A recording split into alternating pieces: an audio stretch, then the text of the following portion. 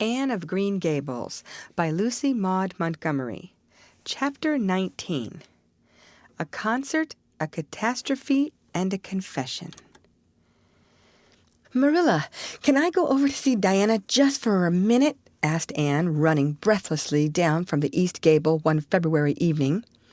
"I don't see what you want to be traipsing about after dark for," said Marilla shortly. "You and Diana walked home from school together and then stood down there in the snow for half an hour more, your tongues going the whole blessed time, clickety-clack. So I don't think you're very badly off to see her again." "But she wants to see me," pleaded Anne. "She has something very important to tell me." "How do you know she has?"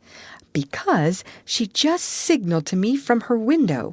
We have arranged a way to signal with our candles and cardboard. We set the candle on the windowsill and make flashes by passing the cardboard back and forth. So many flashes mean a certain thing. It was my idea, Marilla." "I'll warrant you it was," said Marilla emphatically. "And the next thing you'll be setting fire to the curtains with your signaling nonsense."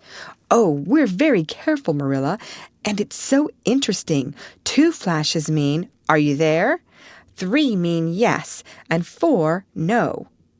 5 mean, 'Come over as soon as possible because I have something important to reveal.' Diana has just signaled 5 flashes, and I'm really suffering to know what it is." "Well, you needn't suffer any longer," said Marilla sarcastically. "You can go, but you're to be back here in just 10 minutes. Remember that."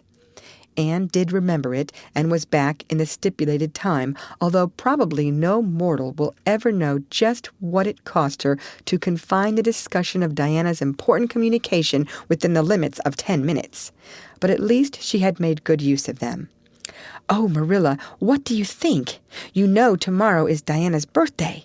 Well, her mother told her she could ask me to go home with her from school and stay all night with her, and her cousins are coming over from Newbridge in a big pung sleigh to go to the debating club concert at the hall tomorrow night. And they are going to take Diana and me to the concert, if you'll let me go, that is. You will, won't you, Marilla? Oh, I feel so excited." "You can calm down then, because you're not going.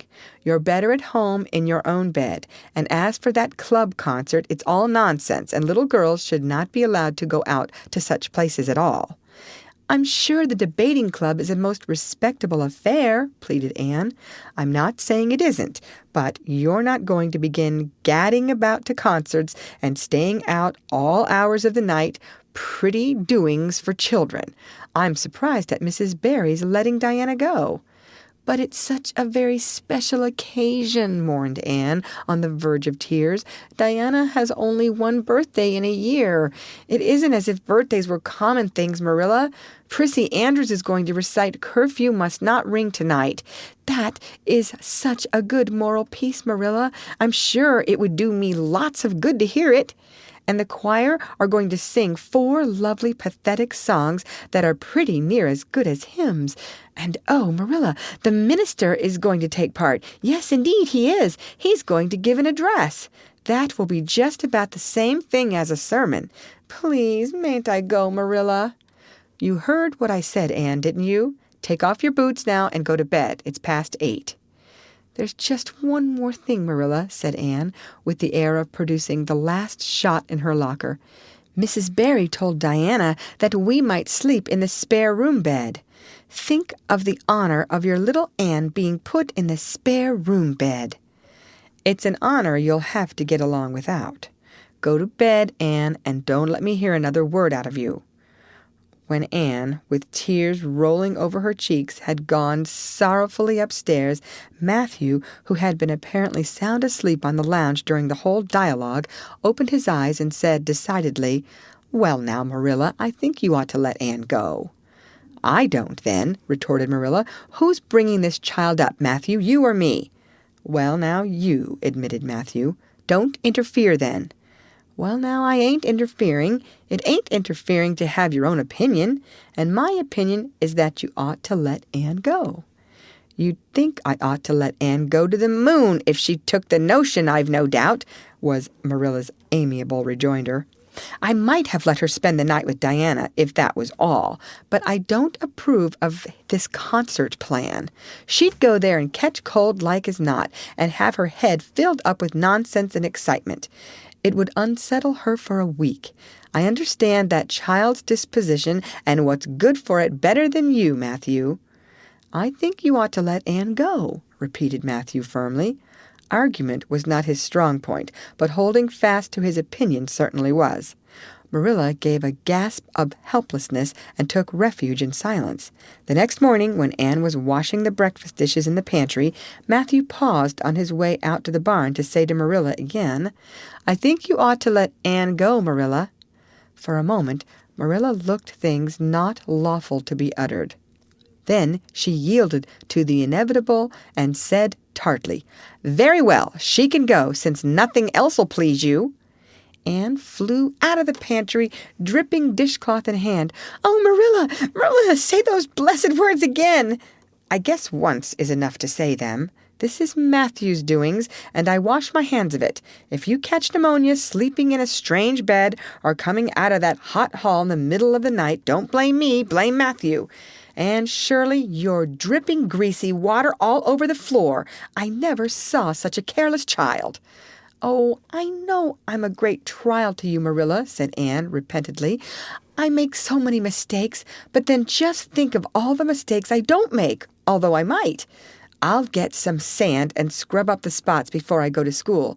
Oh, Marilla, my heart was just set on going to that concert. I never was to a concert in my life, and when the other girls talk about them in school, I feel so out of it.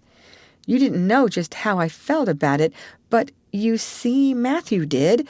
Matthew understands me, and it's so nice to be understood, Marilla." Anne was too excited to do herself justice as to lessons that morning in school. Gilbert Blythe spelled her down in class and left her clear out of sight in mental arithmetic. Anne's consequent humiliation was less than it might have been, however, in view of the concert and the spare room bed. She and Diana talked so constantly about it all day that with a stricter teacher than Mr. Phillips, dire disgrace must inevitably have been their portion. Anne felt that she could not have borne it if she had not been going to the concert, for nothing else was discussed that day in school. The Avonlea Debating Club, which met fortnightly all winter, had had several smaller free entertainments, but this was to be a big affair, admission 10 cents, in aid of the library. The Avonlea young people had been practicing for weeks, and all the scholars were especially interested in it by reason of older brothers and sisters who were going to take part. Everybody in school over 9 years of age expected to go, except Carrie Sloane, whose father shared Marilla's opinions about small girls going out to night concerts. Carrie Sloane cried into her grammar all the afternoon and felt that life was not worth living. For Anne, the real excitement began with the dismissal of school and increased therefrom in crescendo until it reached to a crash of positive ecstasy in the concert itself. They had a perfectly elegant tea, and then came the delicious occupation of dressing in Diana's little room upstairs. Diana did Anne's front hair in the new pompadour style, and Anne tied Diana's bows with the especial knack she possessed, and they experimented with at least half a dozen different ways of arranging their back hair. At last they were ready, cheeks scarlet and eyes glowing with excitement. True, Anne could not help a little pang when she contrasted her plain black tam and shapeless tight-sleeved homemade gray cloth coat with Diana's jaunty fur cap and smart little jacket. But she remembered in time that she had an imagination and could use it. Then Diana's cousins, the Murrays from Newbridge, came. They all crowded into the big pung sleigh among straw and furry robes. Anne reveled in the drive to the hall, slipping along over the satin-smooth roads with the snow crisping under the runners. There was a magnificent sunset, and the snowy hills and deep blue water of the St. Lawrence Gulf seemed to rim in the splendor like a huge bowl of pearl and sapphire brimmed with wine and fire. Tinkles of sleigh bells and distant laughter that seemed like the mirth of wood elves came from every quarter. "Oh, Diana," breathed Anne, squeezing Diana's mittened hand under the fur robe, "isn't it all like a beautiful dream? Do I really look the same as usual? I feel so different that it seems to me it must show in my looks." "You look awfully nice," said Diana, who, having just received a compliment from one of her cousins, felt that she ought to pass it on. "You've got the loveliest color." The program that night was a series of thrills for at least one listener in the audience, and as Anne assured Diana, every succeeding thrill was thrillier than the last. When Prissy Andrews, attired in a new pink silk waist with a string of pearls about her smooth white throat and real carnations in her hair, rumor whispered that the master had sent all the way to town for them for her, climbed the slimy ladder, dark without one ray of light. Anne shivered in luxurious sympathy when the choir sang, "Far above the gentle daisies." Anne gazed at the ceiling as if it were frescoed with angels when Sam Sloane proceeded to explain and illustrate how Sockery set a hen. Anne laughed until people sitting near her laughed too, more out of sympathy with her than with amusement at a selection that was rather threadbare even in Avonlea. And when Mr. Phillips gave Mark Antony's oration over the dead body of Caesar in the most heart-stirring tones, looking at Prissy Andrews at the end of every sentence, Anne felt that she could rise and mutiny on the spot if but one Roman citizen led the way. Only one number on the program failed to interest her. When Gilbert Blythe recited Bingen on the Rhine, Anne picked up Rhoda Murray's library book and read it until he had finished, when she sat rigidly stiff and motionless while Diana clapped her hands until they tingled. It was 11 when they got home, sated with dissipation, but with the exceeding sweet pleasure of talking it all over still to come. Everybody seemed asleep, and the house was dark and silent. Anne and Diana tiptoed into the parlor, a long, narrow room out of which the spare room opened. It was pleasantly warm and dimly lighted by the embers of a fire in the grate. "Let's undress here," said Diana. "It's so nice and warm." "Hasn't it been a delightful time?" sighed Anne rapturously. "It must be splendid to get up and recite there." "Do you suppose we will ever be asked to do it, Diana?" "Yes, of course, some day. They're always wanting the big scholars to recite. Gilbert Blythe does often, and he's only 2 years older than us. Oh, Anne, how could you pretend not to listen to him when he came to the line, 'There's another, not a sister'? He looked right down at you." "Diana," said Anne with dignity, "you are my bosom friend, but I cannot allow even you to speak to me of that person. Are you ready for bed? Let's run a race and see who'll get to the bed first." The suggestion appealed to Diana. The two little white-clad figures flew down the long room, through the spare room door, and bounded on the bed at the same moment. And then something moved beneath them. There was a gasp and a cry, and somebody said in muffled accents, "Merciful goodness!" Anne and Diana were never able to tell just how they got off that bed and out of the room. They only knew that after one frantic rush they found themselves tiptoeing shiveringly upstairs. "Oh, who was it? What was it?" whispered Anne, her teeth chattering with cold and fright. "It was Aunt Josephine," said Diana, gasping with laughter. "Oh, Anne, it was Aunt Josephine, however she came to be there. Oh, and I know she will be furious. It's dreadful. It's really dreadful. But did you ever know anything so funny, Anne?" "Who is your Aunt Josephine?" "She's Father's aunt, and she lives in Charlottetown. She's awfully old, 70 anyhow, and I don't believe she was ever a little girl. We were expecting her out for a visit, but not so soon. She's awfully prim and proper, and she'll scold dreadfully about this, I know. Well, we'll have to sleep with Minnie May, and you can't think how she kicks." Miss Josephine Barry did not appear at the early breakfast the next morning. Mrs. Barry smiled kindly at the two little girls. "Did you have a good time last night? I tried to stay awake until you came home, for I wanted to tell you Aunt Josephine had come, and that you would have to go upstairs after all, but I was so tired I fell asleep. I hope you didn't disturb your aunt, Diana." Diana preserved a discreet silence, but she and Anne exchanged furtive smiles of guilty amusement across the table. Anne hurried home after breakfast, and so remained in blissful ignorance of the disturbance which presently resulted in the Barry household until the late afternoon, when she went down to Mrs. Lynde's on an errand for Marilla. "So you and Diana nearly frightened poor old Miss Barry to death last night," said Mrs. Lynde severely, but with a twinkle in her eye. "Mrs. Barry was here a few minutes ago on her way to Carmody. She's feeling real worried over it. Old Miss Barry was in a terrible temper when she got up this morning, and Josephine Barry's temper is no joke, I can tell you that. She wouldn't speak to Diana at all." "It wasn't Diana's fault," said Anne contritely. "It was mine. I suggested racing to see who would get into bed first." "I knew it," said Mrs. Lynde, with the exultation of a correct guesser. "I knew that idea came out of your head." "Well, it's made a nice lot of trouble, that's what. Old Miss Barry came out to stay for a month, but she declares she won't stay another day and is going right back to town tomorrow, Sunday and all, as it is. She'd have gone today if they could have taken her. She had promised to pay for a quarter's music lessons for Diana, but now she is determined to do nothing at all for such a tomboy. Oh, I guess they had a lively time of it there this morning. The Barrys must feel cut up. Old Miss Barry is rich, and they'd like to keep on the good side of her. Of course, Mrs. Barry didn't say just that to me, but I'm a pretty good judge of human nature, that's what."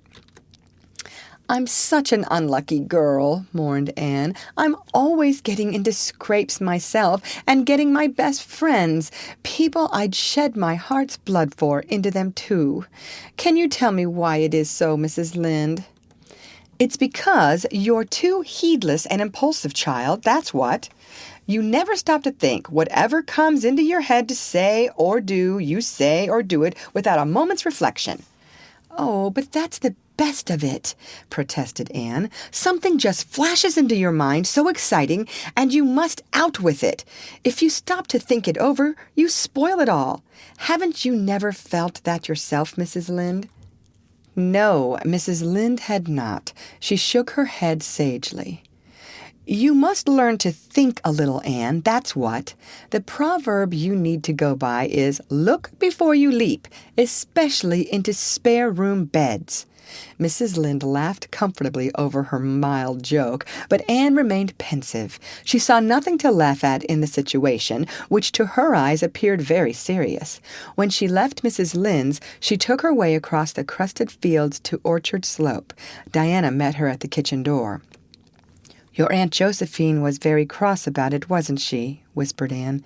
"Yes," answered Diana, stifling a giggle with an apprehensive glance over her shoulder at the closed sitting-room door. "She was fairly dancing with rage, Anne. Oh, how she scolded! She said I was the worst-behaved girl she ever saw, and that my parents ought to be ashamed of the way they had brought me up. She says she won't stay, and I'm sure I don't care, but Father and Mother do." "Why didn't you tell them it was my fault?" demanded Anne. "It's likely I'd do such a thing, isn't it?" said Diana with just scorn. "I'm no telltale, Anne Shirley, and anyhow, I was just as much to blame as you." "Well, I'm going in to tell her myself," said Anne resolutely. Diana stared. "Anne Shirley, you'd never! Why, she'll eat you alive!" "Don't frighten me any more than I am frightened," implored Anne. "I'd rather walk up to a cannon's mouth. But I've got to do it, Diana. It was my fault, and I've got to confess. I've had practice in confessing, fortunately." "Well, she's in the room," said Diana. "You can go in if you want to. I wouldn't dare, and I don't believe you'll do a bit of good." With this encouragement, Anne bearded the lion in its den.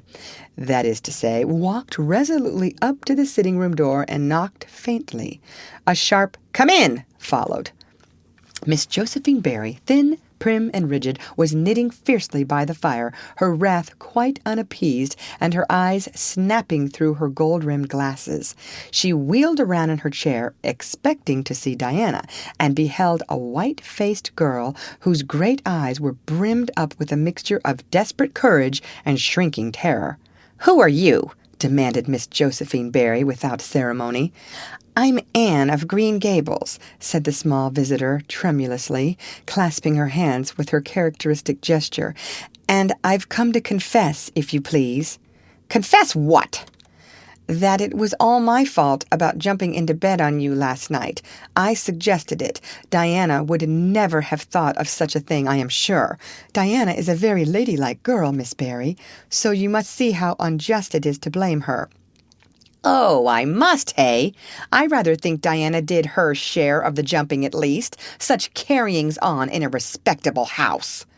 "But we were only in fun," persisted Anne. "I think you ought to forgive us, Miss Barry, now that we've apologized. And anyhow, please forgive Diana and let her have her music lessons. Diana's heart is set on her music lessons, Miss Barry, and I know too well what it is to set your heart on a thing and not get it. If you must be cross with anyone, be cross with me. I've been so used in my early days to having people cross at me that I can endure it much better than Diana can." Much of the snap had gone out of the old lady's eyes by this time and was replaced by a twinkle of amused interest, but she still said severely, "I don't think it is any excuse for you that you were only in fun. Little girls never indulge in that kind of fun when I was young. You don't know what it is to be awakened out of a sound sleep after a long and arduous journey by two great girls coming bounce down on you." "I don't know, but I can imagine," said Anne eagerly. "I'm sure it must have been very disturbing. But then there's our side of it, too. Have you any imagination, Miss Barry? If you have, just put yourself in our place. We didn't know there was anybody in that bed, and you nearly scared us to death. It was simply awful the way we felt. And then we couldn't sleep in the spare room after being promised." "I suppose you are used to sleeping in spare rooms, but just imagine what you would feel like if you were a little orphan girl who had never had such an honor." All the snap had gone by this time. Miss Barry actually laughed, a sound which caused Diana, waiting in speechless anxiety in the kitchen outside, to give a great gasp of relief. "I'm afraid my imagination is a little rusty. It's so long since I used it," she said. "I dare say your claim to sympathy is just as strong as mine. It all depends on the way we look at it. Sit down here and tell me about yourself." "I'm very sorry I can't," said Anne firmly. "I would like to, because you seem like an interesting lady, and you might even be a kindred spirit, although you don't look very much like it. But it is my duty to go home to Miss Marilla Cuthbert. Miss Marilla Cuthbert is a very kind lady who has taken me to bring up properly. She is doing her best, but it is very discouraging work. You must not blame her because I jumped on the bed. But before I go, I do wish you would tell me if you will forgive Diana and stay just as long as you meant to in Avonlea." "I think perhaps I will, if you will come over and talk to me occasionally," said Miss Barry. That evening, Miss Barry gave Diana a silver bangle bracelet and told the senior members of the household that she had unpacked her valise. "I've made up my mind to stay simply for the sake of getting better acquainted with that Anne girl," she said frankly. "She amuses me, and at my time of life an amusing person is a rarity." Marilla's only comment when she heard the story was, "I told you so." This was for Matthew's benefit. Miss Barry stayed her month out and over. She was a more agreeable guest than usual, for Anne kept her in good humor. They became firm friends. When Miss Barry went away, she said, "Remember, you Anne girl, when you come to town you're to visit me, and I'll put you in my very sparest spare room bed to sleep." Miss Barry was a kindred spirit after all, Anne confided to Marilla. "You wouldn't think so to look at her, but she is. You don't find it right out at first, as in Matthew's case, But after a while you come to see it. Kindred spirits are not so scarce as I used to think. It's splendid to find out there are so many of them in the world. End of chapter. Read by Lorraine Montgomery for Lit to Go on the web at fcit.usf.edu.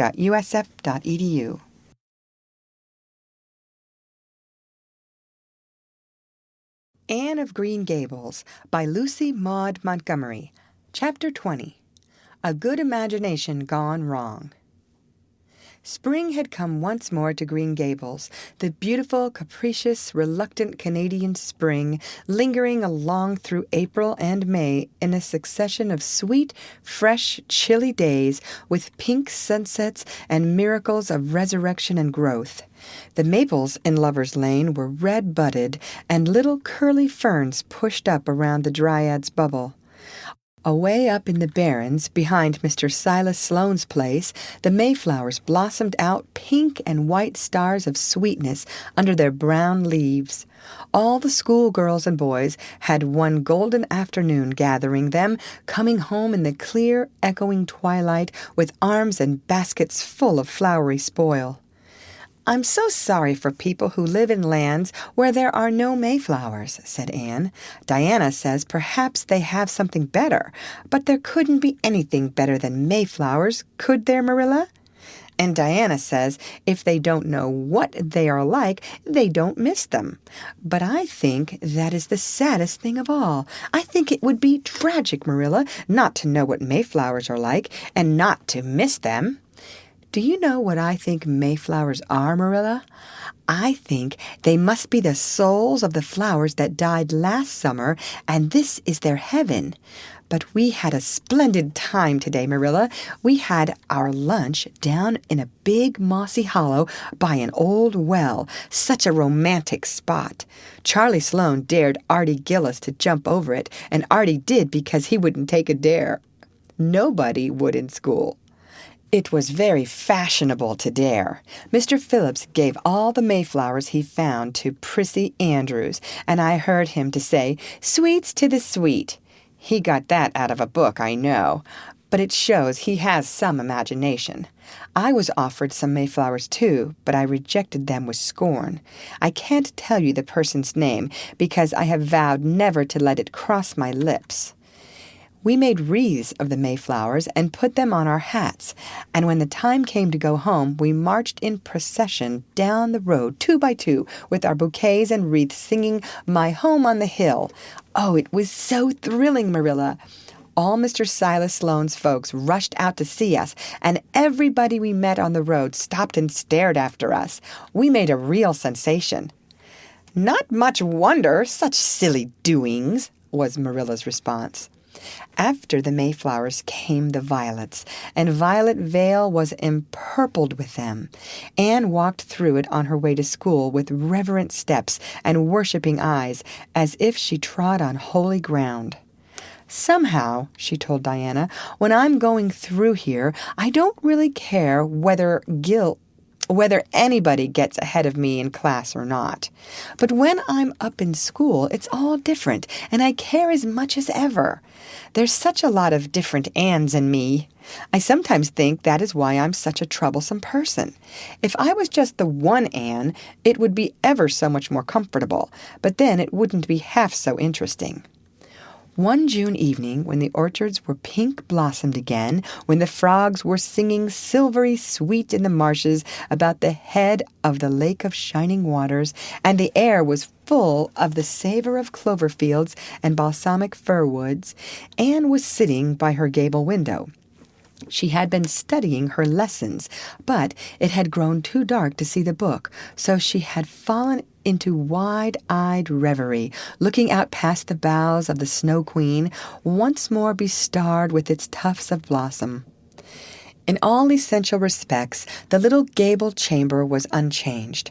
The walls were as white, the pincushion as hard, the chairs as stiffly and yellowly upright as ever, yet the whole character of the room was altered.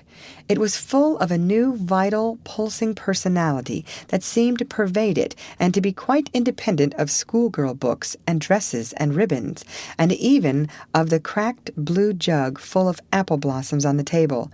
It was as if all the dreams, sleeping and waking, of its vivid occupant had taken a visible, although unmaterial form, and had tapestried the bare room with splendid, filmy tissues of rainbow and moonshine. Presently Marilla came briskly in with some of Anne's freshly ironed school aprons. She hung them over a chair and sat down with a short sigh.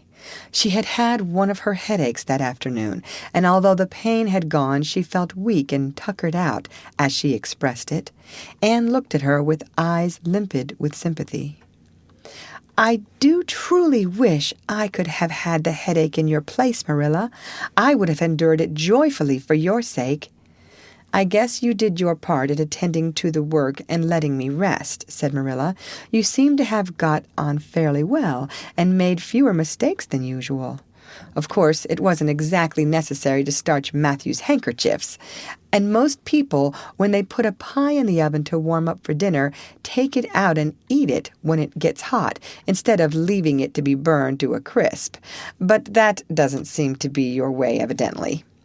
Headaches always left Marilla somewhat sarcastic. "Oh, I'm so sorry," said Anne penitently. "I never thought about that pie from the moment I put it in the oven till now, although I felt instinctively that there was something missing on the dinner table. I was firmly resolved, when you left me in charge this morning, not to imagine anything, but keep my thoughts on facts. I did pretty well until I put the pie in, and then an irresistible temptation came to me to imagine I was an enchanted princess shut up in a lonely tower with a handsome knight riding to my rescue on a coal-black steed. So that is how I came to forget the pie. I didn't know I starched the handkerchiefs.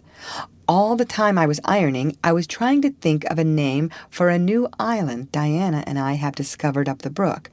It's the most ravishing spot, Marilla. There are 2 maple trees on it, and the brook flows right around it.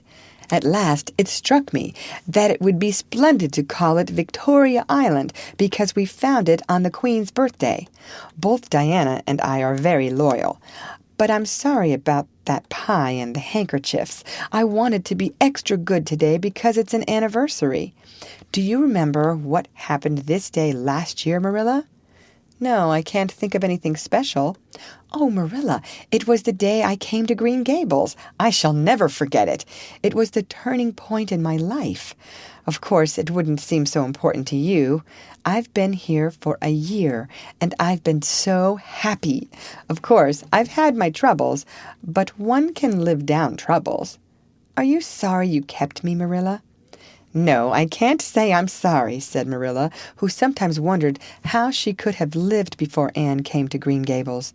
"No, not exactly sorry.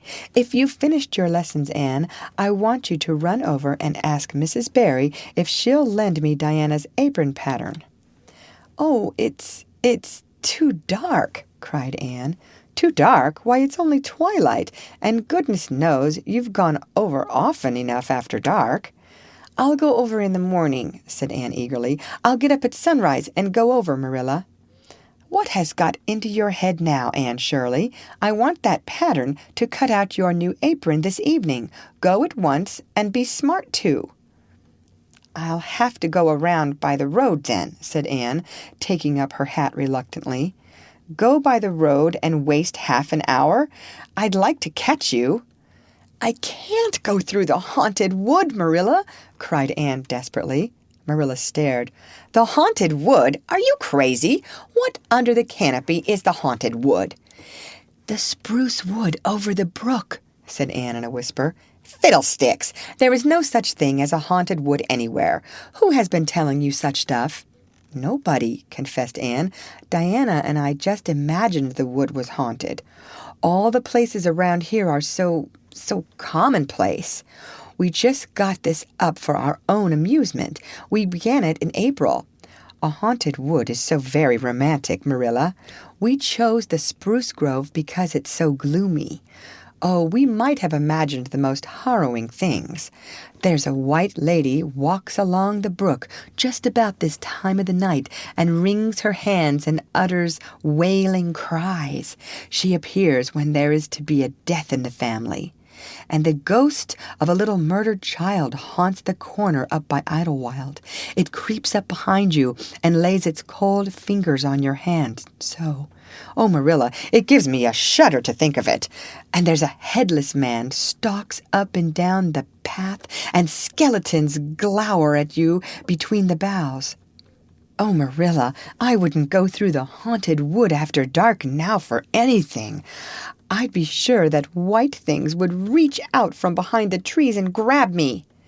Did ever anyone hear the like? Ejaculated Marilla, who had listened in dumb amazement. Anne Shirley, do you mean to tell me you believe all that wicked nonsense of your own imagination? Not believe exactly, faltered Anne. At least I don't believe it in daylight. But after dark, Marilla, it's different. That is when ghosts walk. There are no such things as ghosts, Anne. Oh, but there are, Marilla, cried Anne eagerly. I know people who have seen them, and they are respectable people. Charlie Sloane says that his grandmother saw his grandfather driving home the cows one night after he'd been buried for a year. You know Charlie Sloane's grandmother wouldn't tell a story for anything. She's a very religious woman. And Mrs. Thomas's father was pursued home one night by a lamb of fire with its head cut off hanging by a strip of skin. He said he knew it was the spirit of his brother and that it was a warning he would die within 9 days. He didn't, but he died 2 years after, so you see it was really true. And Ruby Gillis says— Anne Shirley, interrupted Marilla firmly, I never want to hear you talking in this fashion again. I've had my doubts about that imagination of yours right along, and if this is going to be the outcome of it, I won't countenance any such doings. You'll go right over to Barry's, and you'll go through that spruce grove just for a lesson and a warning to you. And never let me hear a word out of your head about haunted woods again. Anne might plead and cry as she liked, and did, for her terror was very real. Her imagination had run away with her, and she held the spruce grove in mortal dread after nightfall. But Marilla was inexorable. She marched the shrinking ghost-seer down to the spring and ordered her to proceed straightway over the bridge and into the dusky retreats of wailing ladies and headless specters beyond. Oh, Marilla, how can you be so cruel? Sobbed Anne. What would you feel like if a white thing did snatch me up and carry me off? I'll risk it, said Marilla unfeelingly. You know I always mean what I say. I'll cure you of imagining ghosts into places. March now. Anne marched. That is, she stumbled over the bridge and went shuddering up the horrible dim path beyond. Anne never forgot that walk. Bitterly did she repent the license she had given to her imagination. The goblins of her fancy lurked in every shadow about her, reaching out their cold, fleshless hands to grasp the terrified small girl who had called them into being. A white strip of birch bark blowing up from the hollow over the brown floor of the grove made her heart stand still. The long-drawn wail of 2 old boughs rubbing against each other brought out the perspiration in beads on her forehead. The swoop of bats in the darkness over her was as the wings of unearthly creatures. When she reached Mr. William Bell's field, she fled across it as if pursued by an army of white things, and arrived at the Barry kitchen door so out of breath that she could hardly gasp out her request for the apron pattern. Diana was away so that she had no excuse to linger. The dreadful return journey had to be faced. Anne went back over it with shut eyes, preferring to take the risk of dashing her brains out among the boughs to that of seeing a white thing. When she finally stumbled over the log bridge, she drew one long shivering breath of relief. "Well, so nothing caught you," said Marilla unsympathetically. "Oh, Marilla," chattered Anne, "I'll be contented with commonplaces after this." End of chapter. Read by Lorraine Montgomery for Lit2Go on the web at fcit.usf.edu.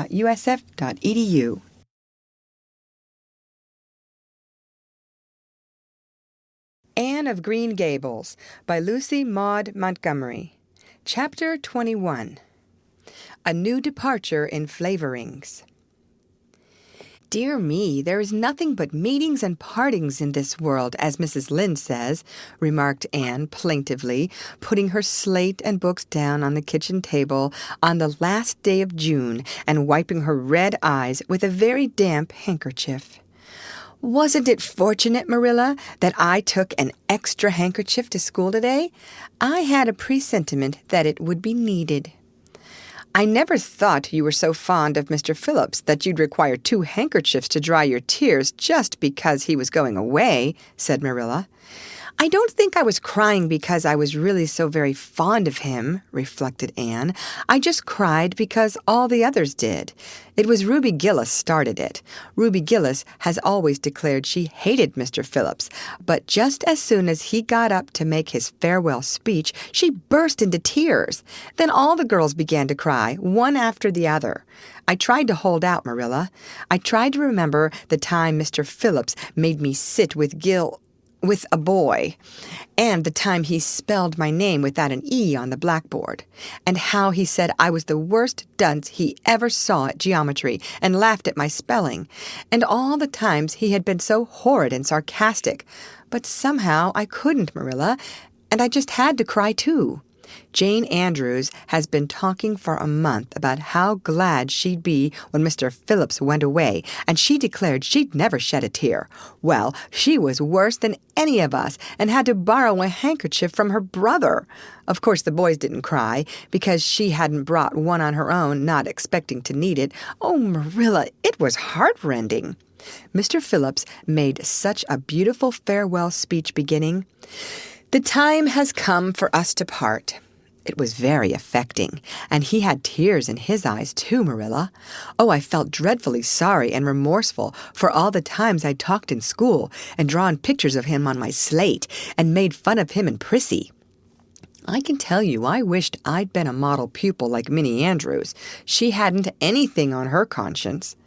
The girls cried all the way home from school. Carrie Sloane kept saying every few minutes, "The time has come for us to part," and that would start us off again whenever we were in any danger of cheering up. I do feel dreadfully sad, Marilla. But one can't feel quite in the depths of despair with 2 months' vacation before them, can they, Marilla? And besides, we met the new minister and his wife coming from the station. For all I was feeling so bad about Mr. Phillips going away, I couldn't help taking a little interest in a new minister, could I? His wife is very pretty. Not exactly regally lovely, of course. It wouldn't do, I suppose, for a minister to have a regally lovely wife, because it might set a bad example. Mrs. Lynde says the minister's wife over at Newbridge sets a very bad example because she dresses so fashionably. Our new minister's wife was dressed in blue muslin with lovely puff sleeves and a hat trimmed with roses. Jane Andrews said she thought puff sleeves were too worldly for a minister's wife, but I didn't make any such uncharitable remark, Marilla, because I know what it is to long for puffed sleeves. Besides, she's only been a minister's wife for a little while, so one should make allowances, shouldn't they? They are going to board with Mrs. Lynde until the manse is ready. If Marilla, in going down to Mrs. Lynde's that evening, was actuated by any motive save her avowed one of returning the quilting frames she had borrowed the preceding winter, it was an amiable weakness shared by most of the Avonlea people. Many a thing Mrs. Lynde had lent, sometimes never expecting to see it again, came home that night in charge of the borrowers thereof. A new minister, and moreover a minister with a wife, was a lawful object of curiosity in a quiet little country settlement where sensations were few and far between. Old Mr. Bentley, the minister whom Anne had found lacking in imagination, had been pastor of Avonlea for 18 years. He was a widower when he came, and a widower he remained, despite the fact that gossip regularly married him to this, that, or the other one every year of his sojourn. In the preceding February, he had resigned his charge and departed amid the regrets of his people, most of whom had the affection born of long intercourse for their good old minister, in spite of his shortcomings as an orator. Since then, the Avonlea church had enjoyed a variety of religious dissipation in listening to the many and various candidates and supplies who came Sunday after Sunday to preach on trial. These stood or fell by the judgment of the fathers and mothers in Israel, but a certain small red-haired girl who sat meekly in the corner of the old Cuthbert pew also had her opinions about them, and discussed the same in full with Matthew. Marilla always declining from principle to criticize ministers in any shape or form. "I don't think Mr. Smith would have done, Matthew," was Anne's final summing up. "Mrs. Lynde says his delivery was so poor, but I think his worst fault was just like Mr. Bentley's. He had no imagination. And Mr. Terry had too much. He let it run away with him, just as I did mine in the matter of the haunted wood. Besides, Mrs. Lynde says his theology wasn't sound. Mr. Gresham was a very good man and a very religious man, but he told too many funny stories and made the people laugh in church. He was undignified, and you must have some dignity about a minister, mustn't you, Matthew?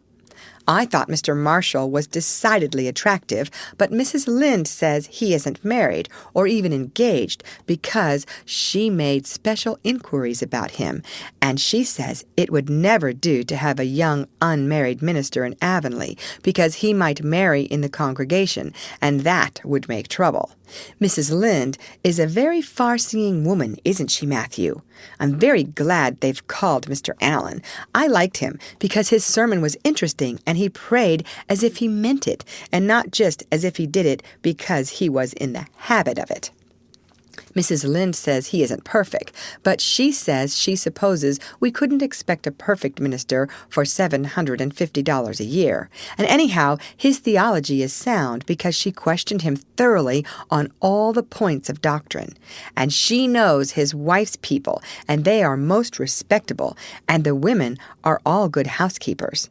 Mrs. Lynde says that sound doctrine in the man and good housekeeping in the woman make an ideal combination for a minister's family. The new minister and his wife were a young, pleasant-faced couple, still on their honeymoon, and full of all good and beautiful enthusiasms for their chosen life work. Avonlea opened its heart to them from the start. Old and young liked the frank, cheerful young man with his high ideals and the bright, gentle little lady who assumed the mistress-ship of the manse. With Mrs. Allen, Anne fell promptly and wholeheartedly in love. She had discovered another kindred spirit. "Mrs. Allen is perfectly lovely," she announced one Sunday afternoon. "She's taken our class, and she's a splendid teacher. She said right away she didn't think it was fair for the teacher to ask all the questions. And you know, Marilla, that is exactly what I've always thought. She said we could ask her any question we liked, and I asked ever so many. I'm good at asking questions, Marilla." "I believe you," was Marilla's emphatic comment. "Nobody else asked any except Ruby Gillis, and she asked if there was to be a Sunday school picnic this summer. I didn't think that was a very proper question to ask because it hadn't any connection with the lesson. The lesson was about Daniel in the lion's den, but Mrs. Allen just smiled and said she thought there would be." Mrs. Allen has a lovely smile. She has such exquisite dimples in her cheeks. I wish I had dimples in my cheeks, Marilla. I'm not half so skinny as I was when I came here, but I have no dimples yet. If I had, perhaps I could influence people for good. Mrs. Allen said we ought always to try to influence other people for good. She talked so nice about everything.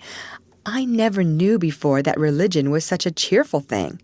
I always thought it was kind of melancholy, but Mrs. Allen's isn't, and I'd like to be a Christian if I could be one like her.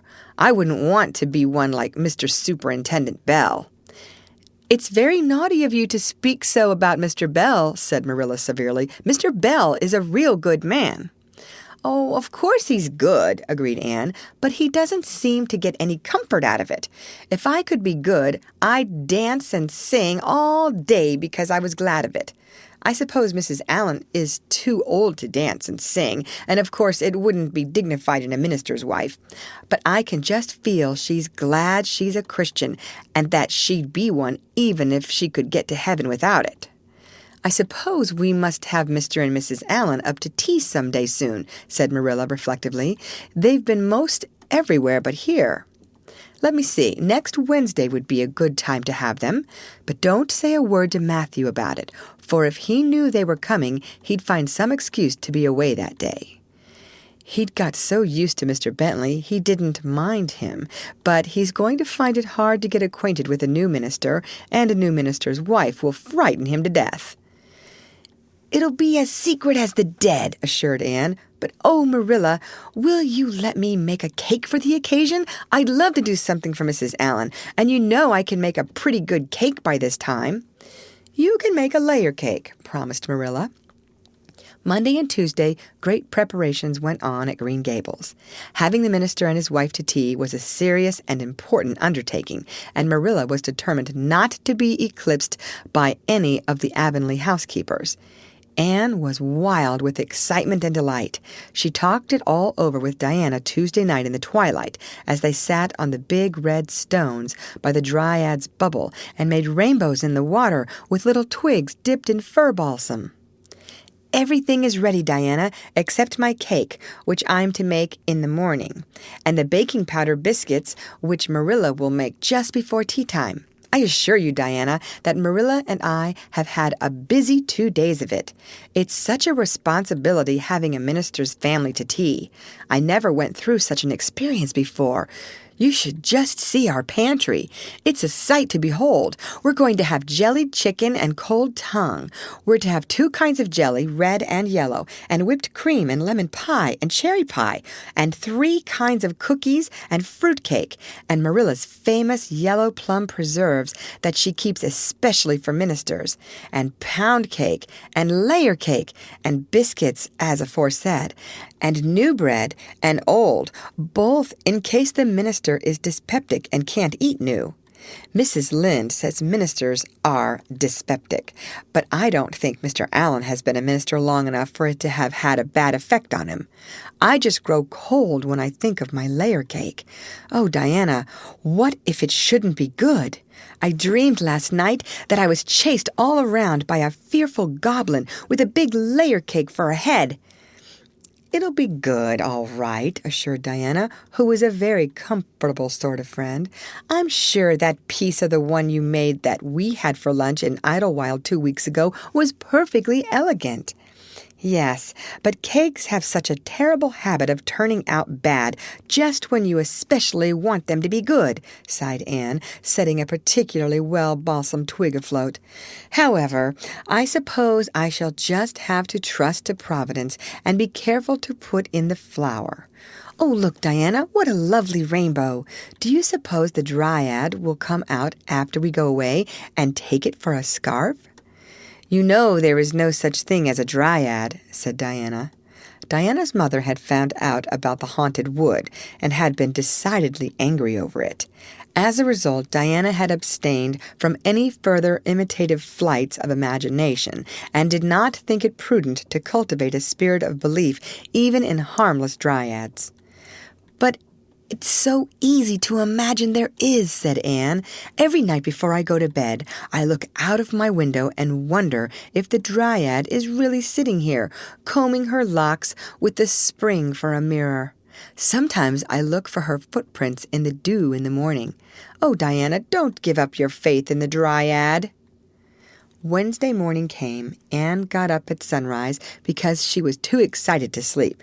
She had caught a severe cold in the head by reason of her dabbling in the spring on the preceding evening. But nothing short of absolute pneumonia could have quenched her interest in culinary matters that morning.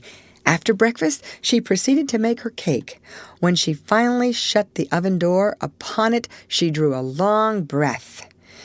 I'm sure I haven't forgotten anything this time, Marilla, but do you think it will rise? Just suppose, perhaps, the baking powder isn't good. I used it out of the new can. And Mrs. Lynde says you can never be sure of getting good baking powder nowadays when everything is so adulterated. Mrs. Lynde says the government ought to take the matter up, but she says we'll never see the day when a Tory government will do it. Marilla, what if that cake doesn't rise? We'll have plenty without it, was Marilla's unimpassioned way of looking at the subject.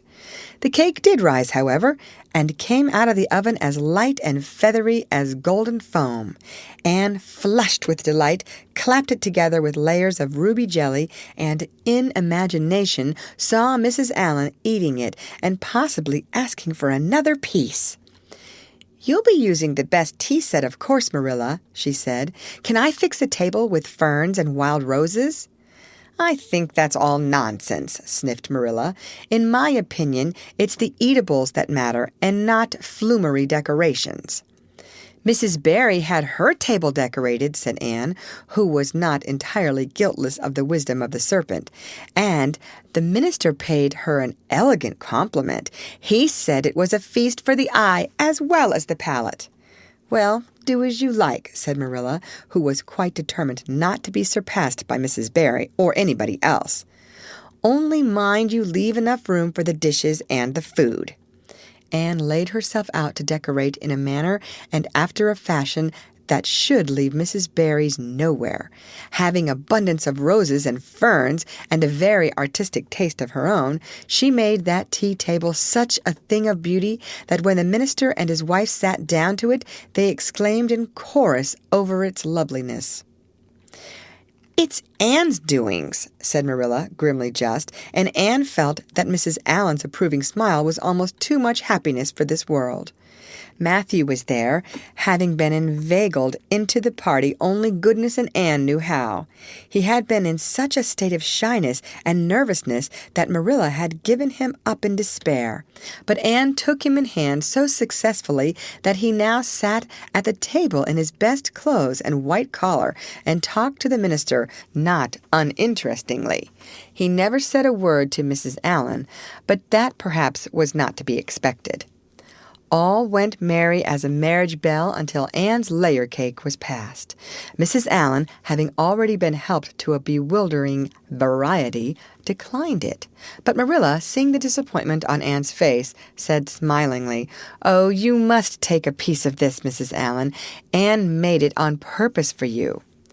"In that case, I must sample it," laughed Mrs. Allen, helping herself to a plump triangle, as did also the minister and Marilla. Mrs. Allen took a mouthful of hers, and a most peculiar expression crossed her face. Not a word did she say, however, but steadily ate away at it. Marilla saw the expression and hastened to taste the cake. "Anne Shirley," she exclaimed, "what on earth did you put into that cake?" "Nothing but what the recipe said, Marilla," cried Anne, with a look of anguish. "Oh, isn't it all right?" "All right? It's simply horrible. Mr. Allen, don't try to eat it. Anne, taste it yourself. What flavoring did you use?" "Vanilla," said Anne, her face scarlet with mortification after tasting the cake. "Only vanilla. Oh, Marilla, it must have been the baking powder. I had my suspicions of that baking powder fiddlesticks! Go and bring me the bottle of vanilla you used." Anne fled to the pantry and returned with a small bottle partially filled with a brown liquid and labeled "Yellowly Best Vanilla." Marilla took it, uncorked it, smelled it. "Mercy on us, Anne! You flavored that cake with anodyne liniment. I broke the liniment bottle last week and poured what was left into an old empty vanilla bottle. I suppose it's partly my fault. I should have warned you, but for pity's sake, why couldn't you have smelled it?" Anne dissolved into tears under this double disgrace. "I couldn't. I had such a cold." And with this she fairly fled to the gable chamber, where she cast herself on the bed and wept as one who refuses to be comforted. Presently a light step sounded on the stairs, and somebody entered the room. Oh, Marilla, sobbed Anne without looking up. I'm disgraced forever. I shall never be able to live this down. It will get out. Things always do get out in Avonlea. Diana will ask me how my cake turned out, and I shall have to tell her the truth. I shall always be pointed at as the girl who flavored a cake with anodyne liniment. Gil, the boys in school will never get over laughing at it. Oh, Marilla, if you have a spark of Christian pity, don't tell me that I must go down and wash the dishes after this. I'll wash them when the minister and his wife are gone, but I cannot ever look Mrs. Allen in the face again. Perhaps she'll think I tried to poison her. Mrs. Lynde says she knows an orphan girl who tried to poison her benefactor. But the liniment isn't poisonous. It's meant to be taken internally, although not in cakes. Won't you tell Mrs. Allen so, Marilla? Suppose you jump up and tell her so yourself, said a merry voice. Anne flew up to find Mrs. Allen standing by her bed, surveying her with laughing eyes. My dear little girl, you mustn't cry like this, she said, genuinely disturbed by Anne's tragic face. Why, it's all just a funny mistake that anybody might make.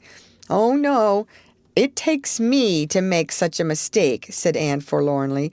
And I wanted to have that cake so nice for you, Mrs. Allen. Yes, I know, dear, and I assure you I appreciate your kindness and thoughtfulness just as much as if it had turned out all right. Now you mustn't cry any more, but come down with me and show me your flower garden. Miss Cuthbert tells me you have a little plot all your own. I want to see it, for I'm very much interested in flowers. Anne permitted herself to be led down and comforted, reflecting that it was really providential that Mrs. Allen was a kindred spirit. Nothing more was said about the liniment cake, and when the guests went away, Anne found that she had enjoyed the evening more than could have been expected, considering that terrible incident. Nevertheless, she sighed deeply. Marilla, isn't it nice to think that tomorrow is a new day with no mistakes in it yet? I'll warrant you'll make plenty in it, said Marilla. I never saw your beat for making mistakes, Anne. Yes, and well I know it, admitted Anne mournfully. But have you ever noticed one encouraging thing about me, Marilla? I never make the same mistake twice. I don't know as that's much benefit when you're always making new ones. Oh, don't you see, Marilla? There must be a limit to the mistakes one person can make, and when I get to the end of them, then I'll be through with them. That's a very comforting thought. Well, you'd better go and give that cake to the pigs, said Marilla. It isn't fit for any human to eat, not even Jerry Boot. End of chapter. Read by Lorraine Montgomery for Lit to Go on the web at fcit.usf.edu.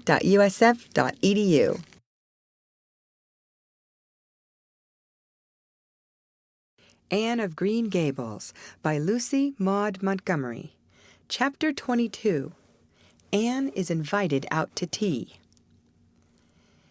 And what are your eyes popping out of your head about now? Asked Marilla when Anne had just come in from a run to the post office. Have you discovered another kindred spirit? Excitement hung around Anne like a garment, shone in her eyes, kindled in every feature. She had come dancing up the lane like a wind-blown sprite through the mellow sunshine and lazy shadows of the August evening. No, Marilla, but oh, what do you think? I am invited to tea at the manse tomorrow afternoon. Mrs. Allen left the letter for me at the post office. Just look at it, Marilla. Miss Anne Shirley, Green Gables. That is the first time I was ever called Miss. Such a thrill as it gave me. I shall cherish it forever among my choicest treasures. Mrs. Allen told me she meant to have all the members of her Sunday school class to tea in turn, said Marilla, regarding the wonderful event very coolly. You needn't get in such a fever over it. Do learn to take things calmly, child. For Anne to take things calmly would have been to change her nature. All spirit and fire and dew as she was, the pleasures and pains of life came to her with trebled intensity. Marilla felt this and was vaguely troubled over it, realizing that the ups and downs of existence would probably bear hardly on this impulsive soul, and not sufficiently understanding that the equally great capacity for delight might more than compensate. Therefore, Marilla conceived it to be her duty to drill Anne into a tranquil uniformity of disposition as impossible and alien to her as to a dancing sunbeam in one of the brook shadows. She did not make much headway, as she sorrowfully admitted to herself. The downfall of some dear hope or plan plunged Anne into deeps of affliction. The fulfillment thereof exalted her to dizzy realms of delight. Marilla had almost begun to despair of ever fashioning this waif of the world into her model little girl of demure manners and prim deportment. Neither would she have believed that she really liked Anne much better as she was. Anne went to bed that night speechless with misery because Matthew had said the wind was round northeast and he feared it would be a rainy day tomorrow. The rustle of the poplar leaves about the house worried her. It sounded so like pattering raindrops, and the full, faraway roar of the Gulf, to which she listened delightedly at other times, loving its strange, sonorous, haunting rhythm, now seemed like a prophecy of storm and disaster to a small maiden who particularly wanted a fine day. Anne thought that the morning would never come. But all things have an end, even nights before the day on which you are invited to take tea at the manse. The morning, in spite of Matthew's predictions, was fine, and Anne's spirits soared to their highest. "Oh, Marilla, there is something in me today that makes me just love everybody I see," she exclaimed as she washed the breakfast dishes. "You don't know how good I feel. Wouldn't it be nice if it could last? I believe I could be a model child if I were just invited out to tea every day. But oh, Marilla, it's a solemn occasion, too. I feel so anxious. What if I shouldn't behave properly? You know I never had tea at a manse before, and I'm not sure that I know all the rules of etiquette, although I've been studying the rules given in the etiquette department of the Family Herald ever since I came here. I'm so afraid I'll do something silly or forget to do something I should do. Would it be good manners to take a second helping of anything if you wanted to very much?" "The trouble with you, Anne, is that you're thinking too much about yourself. You should just think of Mrs. Allan and what would be nicest and most agreeable to her," said Marilla, hitting for once in her life on a very sound and pithy piece of advice. Anne instantly realized this. "You are right, Marilla. I'll try not to think about myself at all." Anne evidently got through her visit without any serious breach of etiquette, for she came home through the twilight under a great high-sprung sky gloried over with trails of saffron and rosy cloud, in a beautified state of mind, and told Marilla all about it happily, sitting on the big red sandstone slab at the kitchen door with her tired curly head in Marilla's gingham lap. A cool wind was blowing down over the long harvest fields from the rims of furry western hills and whistling through the poplars. One clear star hung over the orchard, and the fireflies were flitting over in Lover's Lane, in and out among the ferns and rustling boughs. Anne watched them as she talked, and somehow felt that wind and stars and fireflies were all tangled up together into something unutterably sweet and enchanting. "Oh, Marilla, I've had a most fascinating time. I feel that I have not lived in vain, and I shall always feel like that even if I should never be invited to tea at a manse again. When I got there, Mrs. Allan met me at the door. She was dressed in the sweetest dress of pale pink organdy, with dozens of frills and elbow sleeves, and she looked just like a seraph. I really think I'd like to be a minister's wife when I grow up, Marilla. A minister mightn't mind my red hair because he wouldn't be thinking of such worldly things. But then, of course, one would have to be naturally good, and I'll never be that, so I suppose there's no use in thinking about it. Some people are naturally good, you know, and others are not. I'm one of the others. Mrs. Lynde says I'm full of original sin. No matter how hard I try to be good, I can never make such a success of it as those who are naturally good. It's a good deal like geometry, I expect. But don't you think the trying so hard ought to count for something? Mrs. Allen is one of the naturally good people. I love her passionately. You know, there are some people, like Matthew and Mrs. Allen, that you can love right off without any trouble. And there are others, like Mrs. Lynde, that you have to try very hard to love. You know you ought to love them because they know so much and are such active workers in the church, but you have to keep reminding yourself of it all the time or else you forget. There was another little girl at the manse to tea from the White Sands Sunday School. Her name was Laurette Bradley, and she was a very nice little girl. Not exactly a kindred spirit, you know, but still very nice. We had an elegant tea, and I think I kept all the rules of etiquette pretty well. After tea, Mrs. Allen played and sang, and she got Loretta and me to sing too. Mrs. Allen says I have a good voice, and she says I must sing in the Sunday school choir after this. You can't think how I was thrilled at the mere thought. I've longed so to sing in the Sunday school choir, as Diana does, but I feared it was an honor I could never aspire to. Loretta had to go home early because there is a big concert in the White Sands Hotel tonight, and her sister is to recite at it. Loretta says that the Americans at the hotel give a concert every fortnight in aid of the Charlottetown Hospital, and they ask lots of the White Sands people to recite. Loretta said she expected to be asked herself some day. I just gazed at her in awe. After she had gone, Mrs. Allen and I had a heart-to-heart talk. I told her everything about Mrs. Thomas and the twins and Katie, Maurice, and Violetta and coming to Green Gables and my troubles over geometry. And would you believe it, Marilla? Mrs. Allen told me she was a dunce at geometry, too.